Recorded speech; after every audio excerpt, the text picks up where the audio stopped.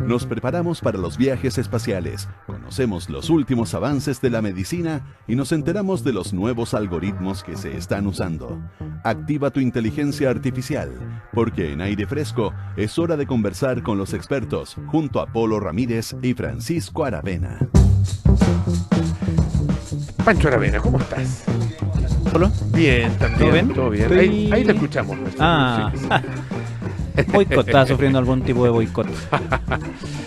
¿Cómo estás? A lo mejor te lo mereces. Mira, no, yo creo que fue algo intencionado por parte de Richie, que sabe de lo que vamos a hablar. Porque vamos a hablar justamente de cuando no escuchas bien. Pero no. Ya, perdón. Sí. Vamos, ahora sí. Ahora vamos al aire. Vamos a hablar sobre un muy interesante proyecto, una muy interesante investigación que surge a partir de antecedentes en investigaciones internacionales que relacionan la sordera con el deterioro cognitivo, es decir, la hipoacusia con la demencia. A partir de esta relación que se ha ido estableciendo, el año 2014 surgió la idea de justamente hacer, hacer algo con esto que ha dado pie a este software desarrollado en nuestro país, que justamente se plantea el prevenir el riesgo de desarrollar deterioro cognitivo, y estamos acá con uno de los principales investigadores de ese proyecto. Él es Mauricio Cerda, quien es investigador del Instituto de Neurociencia Biomédica, el BNI, de la Facultad de Medicina de la Universidad de Chile. ¿Cómo estás, Mauricio? Muy buenas tardes. Bien, gracias. Buenas tardes. Gracias por... Bienvenido. Partamos por esta relación que se establece entre falla acústica en una edad avanzada, ¿correcto? Y el deterioro cognitivo. ¿Qué es lo que sabemos respecto de eso y cómo eso da pie para este proyecto que ustedes comienzan a desarrollar? Sí, bueno, primero contarles que estas emisiones autoacústicas son sonidos que se producen en el oído, de manera natural, digamos, por la amplificación que se produce en el oído, y que se ocupan normalmente en la medición en bebés. Claro. Y se ha mostrado que estas emisiones se ven alteradas en personas de manera natural con la edad, primero. O sea, uno pierde las frecuencias altas, después las bajas, qué sé yo.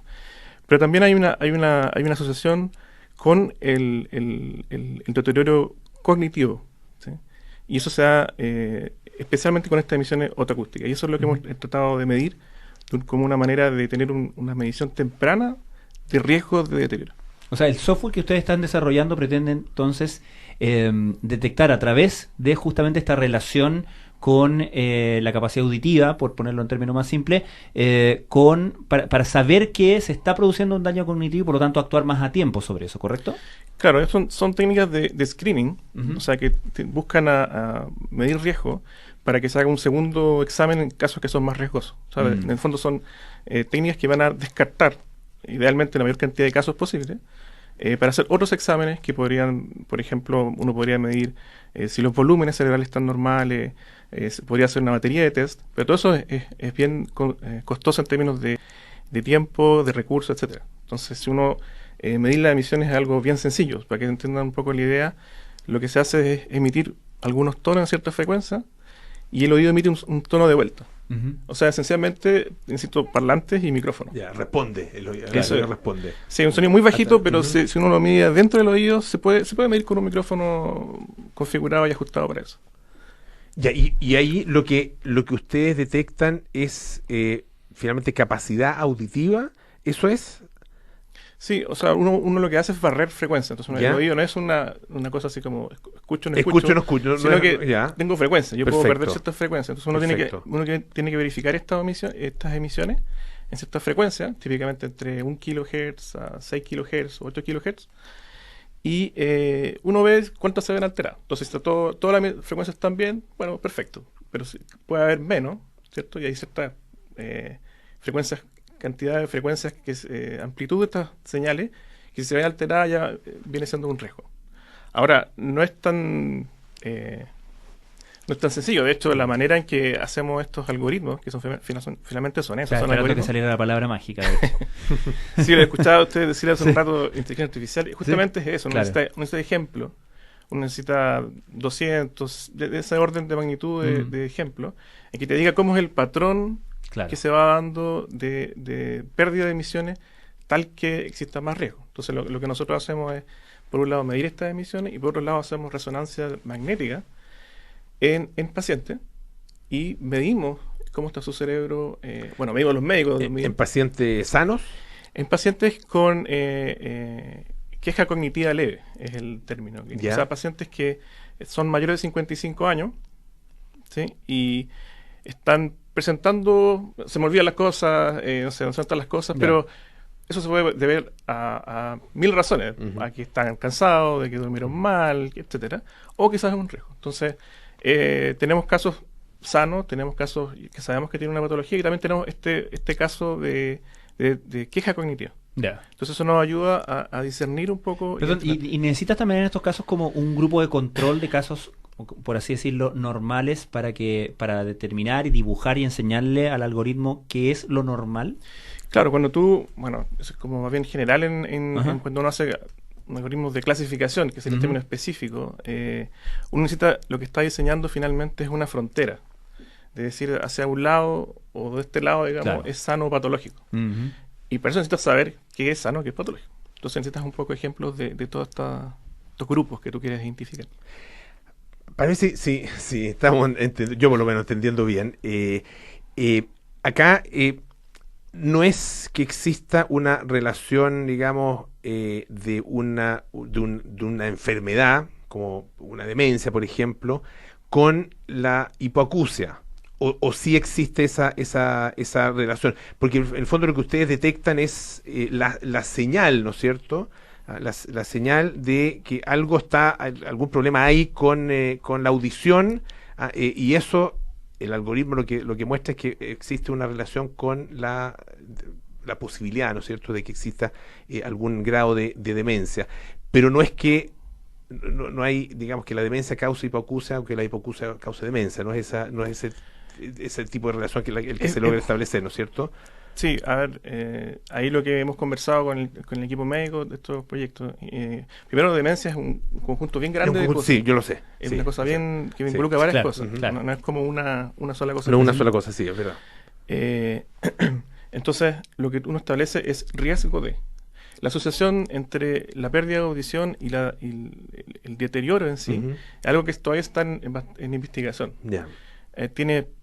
Hay un tema de atrofia misma de la audición, pero también tiene otros componentes. La audición no es solo escuchar, digamos, también es interactuar.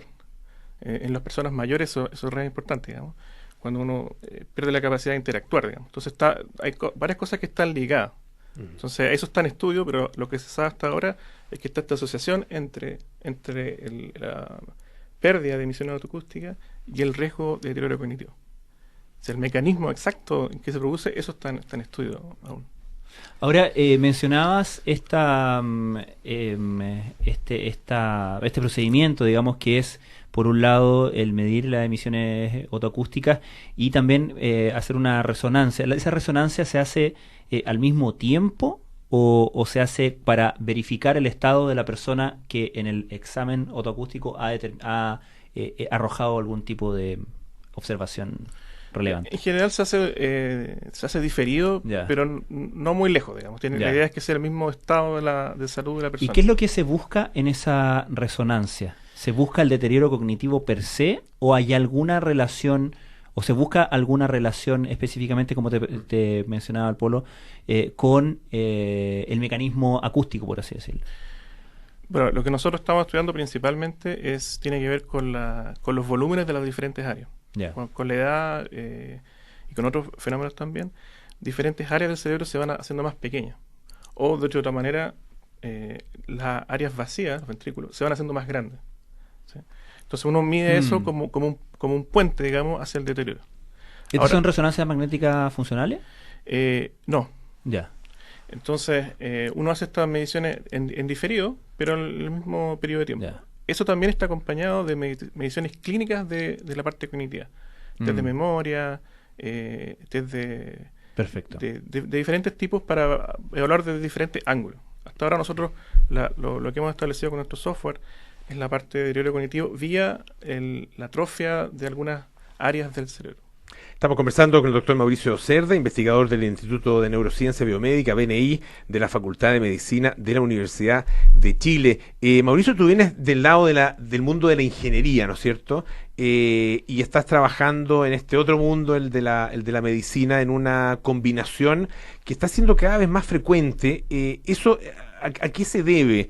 ¿Es de alguna manera una necesidad de la medicina de contar con herramientas tecnológicas y de análisis de datos con los que puede mejorar, no sé, su diagnóstico y sus tratamientos?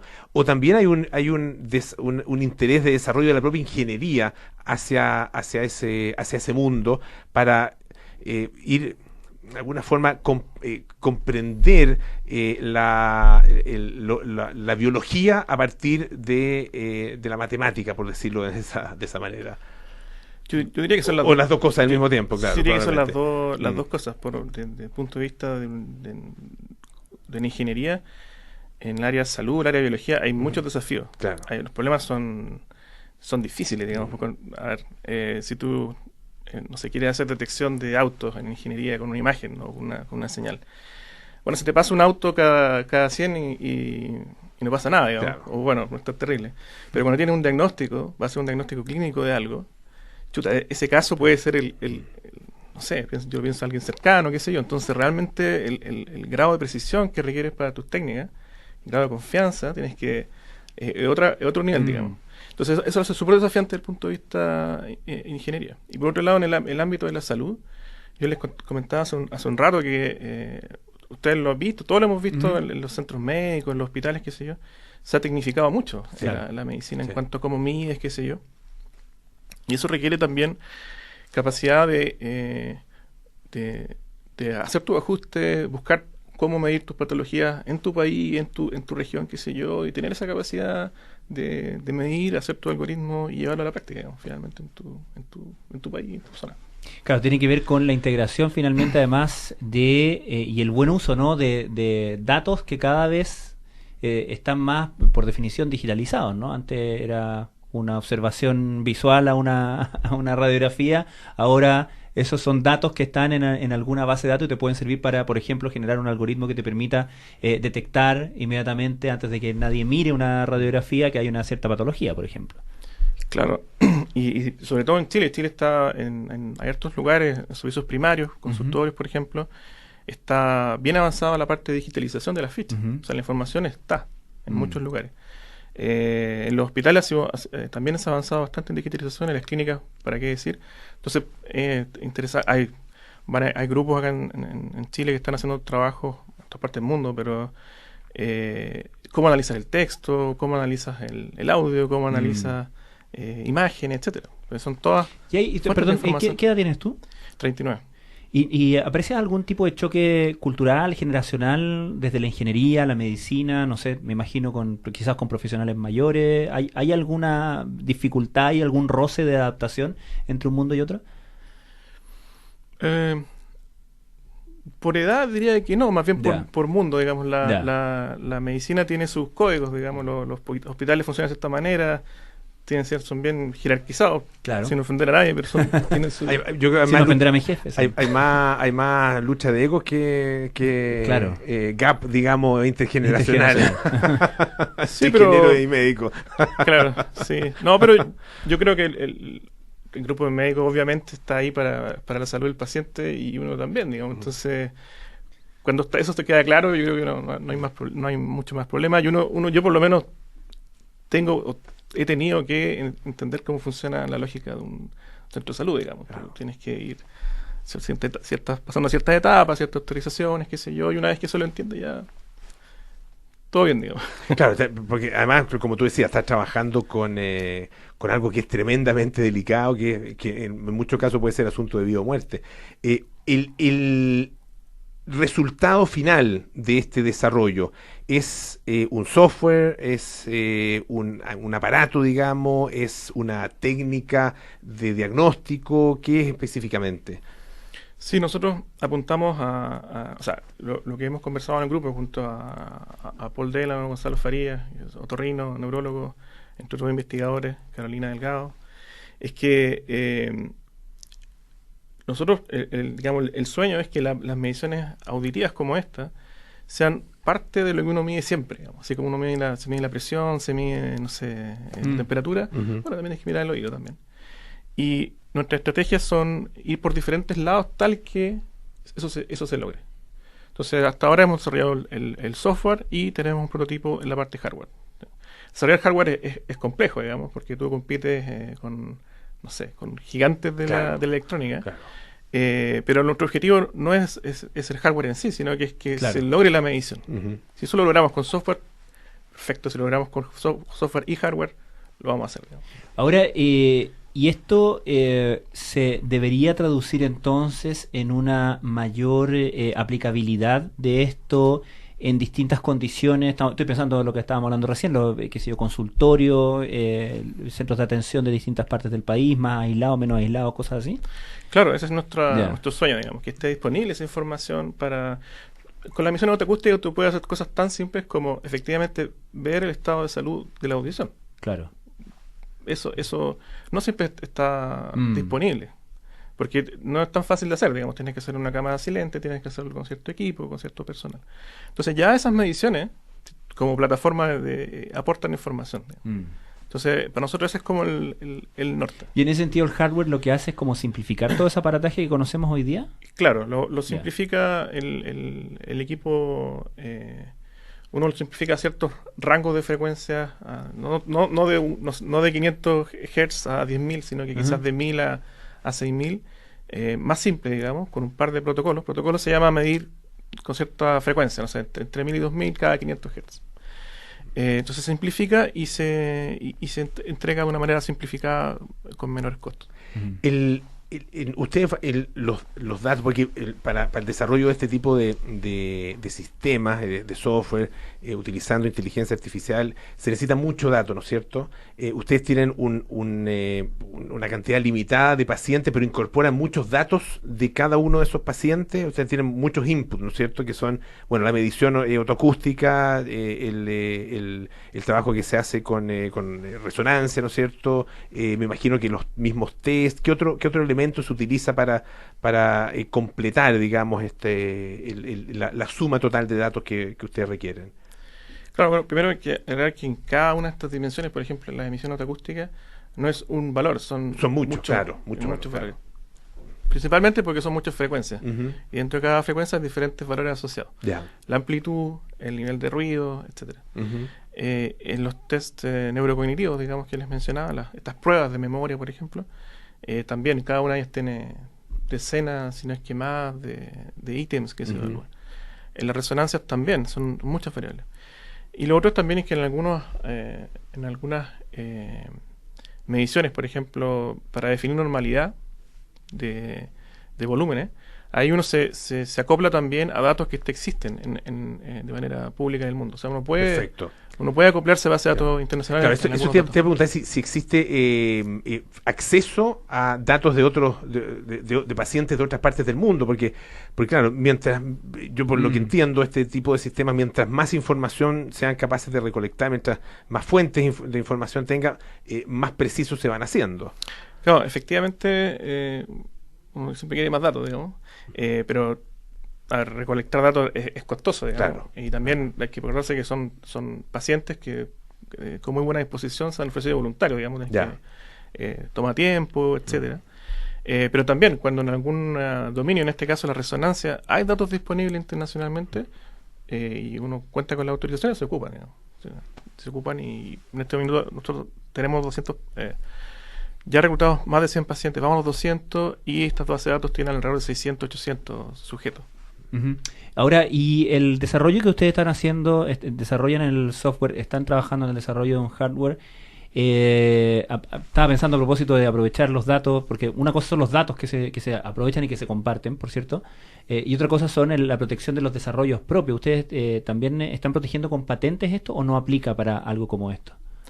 Sí, en el mundo de los algoritmos no hay un mecanismo de patente. Ya. ¿Sí? Más bien hay un mecanismo de licenciamiento o de protección como un libro, digamos. Y sí existen mecanismos de... Pero hay propiedad intelectual, digamos. Claro. Ya. Pero típicamente se ocupa más licenciamiento. Ya. En el mundo del hardware sí existe el mundo de las patentes. Y eso pretende una mejor protección intelectual. Claro. En ese aspecto, la oficina de transferencia, digamos, de la Universidad de Chile es la que nos apoya y asesora en esa parte. Nosotros no hacemos toda la pega. Le queremos agradecer. Para algo están los abogados. Sí, pues. Muchas gracias a Mauricio Cerda, doctor Mauricio Cerda. Para que hagan el algoritmo. Exacto. Investigador del Instituto de Neurociencia Biomédica, BNI, Facultad de Medicina de la Universidad de Chile. Muchas gracias por estar con nosotros esta tarde. Gracias a usted. Muchas Pancho, gracias. hasta el próximo martes. Un gusto, Apolo. Igualmente, ya no viene cartas notables con Nabel Espejo, luego nada personal con Josefina Ríos.